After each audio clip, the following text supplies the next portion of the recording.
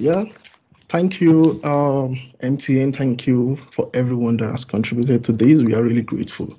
A little background about we came together on Friday. The main team met at the hack, so we've not had any previous contact. Just to provide a context to how we came together. So we were able to come up with this idea of a transportation system that can use we can maximize the contactless because people are afraid of COVID and they don't want to really carry cash. So we see opportunity to provide a platform that doesn't compete with existing traditional taxis. We are working with them. They plan the routes, they plan the fee. We just provide a payment platform between users and drivers. These are the team. Like I mentioned, we came from different background. I am Olowe presenting, and we have a suite of people. So we are a combination of tech, business, and design. So the app basically maximizes the payment process of the daily users. We already have the customers who go to the bus stops and join the buses. We are putting a payment platform around that.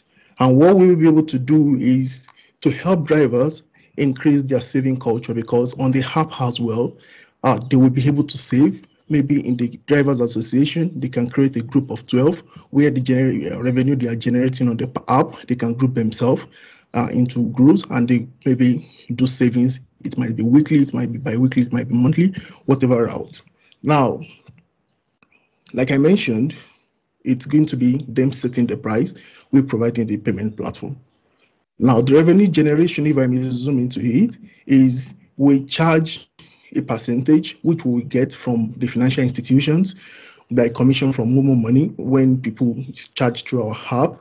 And we charge a percentage, we do a subscription fee for driver, which will be very, very low. And the opportunity we actually see here is the ability to collect data around commuters in South Africa.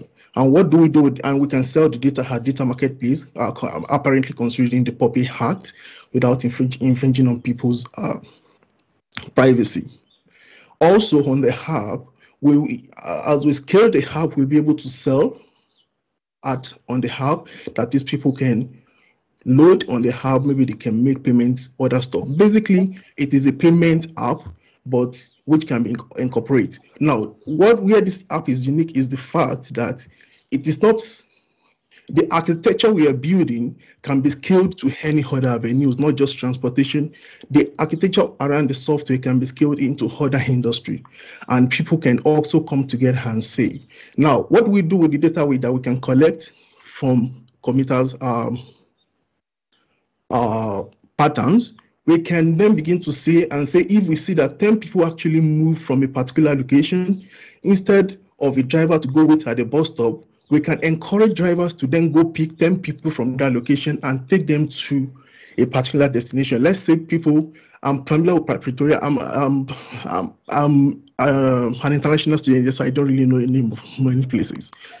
Let's say people come from like Ferry Glen, where I stay, like 10 people moving. Instead of them to go to the bus stop, we can actually see, based on the location they are tagging him from, and say 10 people come from there, and we can say a driver can go there. Basically, they can probably bid to say, okay, I want to be getting the 18 passengers that come from Very Glen, and I'm taking them to Manly or whatever location where they are. Now, how does the application work? Commuters tag, drivers show them the QR code, and they can pay with the QR code. People have preloaded the fund, so there's no cash transaction.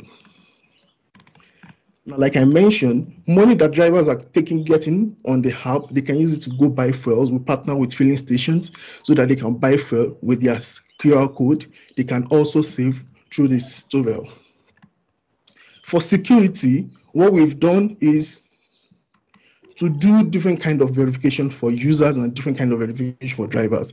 To encourage users, we want to make the barrier of entry very low.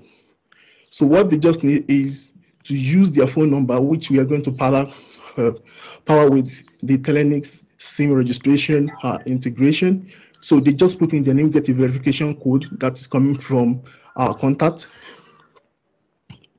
and then they can pick their home location, off location, and other locations where they frequently go. So that when they want to choose their location, they can easily see a drop down and not have to do that all the time.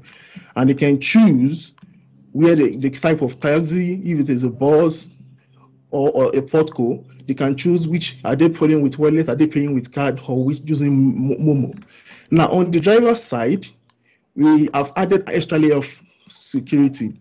That is, they have to provide their ID number, they have to verify, they have to ensure that they upload their pictures. On the user side, they don't have to do that. They can skip that just to encourage them to do that. But to be able to unlock other benefits like discount on the app, we will encourage them to get all this registration in when they put in all this verification. But for drivers, it is a must, and they have to put in their biometric information. So like I mentioned, they can buy from the app using QR code, and they can do a saving plan, which is organized by them. Thank you very much to Digital Tech Innovators. Thank you very much for that presentation. I'm not sure if the judges want to hear the rest of the presentation. If not, I would like to just quickly invite our judges to come on board. Arlette, I see that you are here, but please come through. Just a comment to say that I think with any kind of taxi solution here, again, it's not about how to break through that cashless type of transaction enablement, but rather, you know, what else? But if you sign up to this, what else can we give you? So I like the monetization angle of selling. They've called it selling data. I just want to tell the team you should rather work on the selling of insight from data, because we can't really sell data from a POPIA perspective. But I really, really like that, because I think if we have very nice local, you know, a location insight, that can be a very nice carrot for the, you know, the participants on this platform. So I really like that angle. Awesome. Thank you very much for that comment from our judge. Let me invite our other judges to come on board. Rodney, are you there?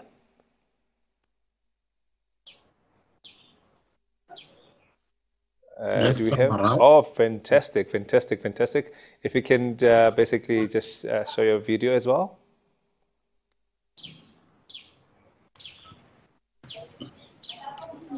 Yeah, well, the concern around the taxi industry technologies, I think it's more or less similar to what Arlette has already alluded. There's quite a lot of concerns around those kind of technologies, but we must transform. Either way, we need to transform. I only have a question on the security side of this application. Can we just elaborate more on the security, because I think you were rushing. I didn't quite get how that type of verification is going to play out in your application. Yeah, basically we're using three things. One, the driver has to register the account number, so we already have a sort of insight into who they are. Two, they are providing their ID number. Three, it is a must for them to upload their pictures, and they are going to do biometric verification. Now, all these things, before we can onboard a driver, we have to verify them. Not just because you have our application, then you can just use. We have to verify them just to provide optimal safety for our users. I don't know if that answers your question. Yeah. So So I actually have a question on that. So you're using biometric system. You're also adding photos in your application. Yes. And this platform, are you targeting the drivers from across the country, or just the ones who are in the because the drivers that are not using smartphones, and how are you planning to work around that? Yeah, we looked into that angle, But one of the things we've come up with is because we'll be working with associations, we can't work with individual drivers if you want this to work. So maybe in the association meeting, we can actually register them through the associations, but the revenue, the information will not be something we share with the association. Awesome, awesome, awesome. Thank you very much. And I see that we've got a last question coming from Vuyo. Vuyo, please, if you may come in. Okay, very nice presentation. I just wanted to find out, I can see the wireframes are done very beautifully. Were you guys able to maybe code something, or is it just you had to spend a lot of time on the design? So I'm just a bit curious to see what it would have looked like, because things are nice in theory, but when you have to practically do it and scale it, it's another story. So I'd like to just find out. Yeah, we started building the hub, but we were unable to conclude it. Like I mentioned, we met Friday evening, and all these discussions started Friday evening. So we were unable to complete the build. Awesome, awesome, awesome. Thank you very much for that. That was basically Digital Tech Innovators, basically giving us their presentation. We will now move on to our next team. Actually, and then the name is Gentech. Yes, I see. They are the second last team for the day. Awesome, awesome, awesome. The grand finale, we are now basically 2 more presenters to go, and we are ready. So I'm checking from our technical team to see if our next presenters are ready. And as soon as they're ready, the time will actually continue from there. Let's see if they are ready. Gentech, if you are ready, please share your presentation. Ladies and gentlemen, this is the closing part of what basically our pitch day, our final grand finale, if you like, which basically is really leading to our award ceremony. I can't wait for what's going to happen later on this evening.